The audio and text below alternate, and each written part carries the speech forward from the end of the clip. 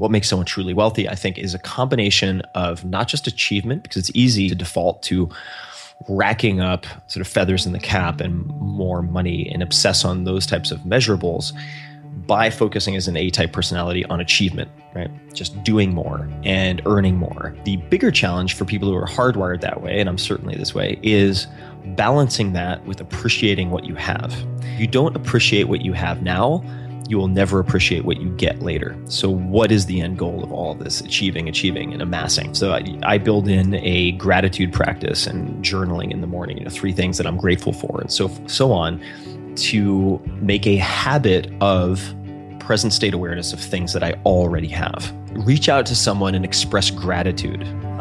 Say thank you to someone that you haven't said thank you to in a long time or ever, right? Could be a childhood friend. It could be someone you went to college with you haven't talked to in 10 years. Could be a coworker you see every day. I would also put in that basket of rituals that I find very helpful, every day doing something that you fear. Like every day, do one thing, whatever it is, approaching a cute girl and just saying hi. Could be that simple. Laying down in Starbucks, having that uncomfortable conversation you've been putting off. Calling maybe a parent that you've grown a little distant from and saying, I love you, something really vulnerable like that. I mean, it could be any of these things, but like every day do one thing that makes you nervous, makes you fearful.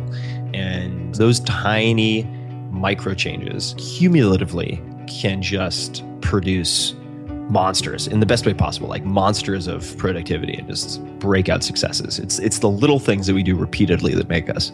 Focus on how to engineer those things, because there are recipes that work, and just model world-class performers who exemplify the characteristics that you have.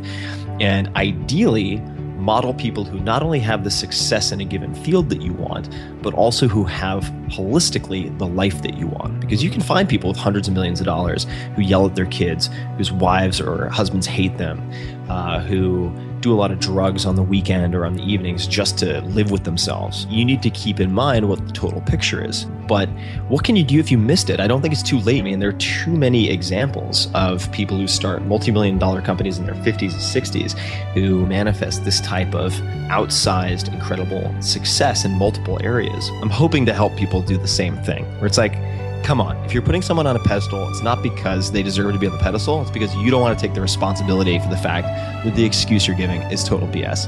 I've just seen too many outliers, too many seemingly freaks of nature do things that it turns out you can replicate with the right recipe.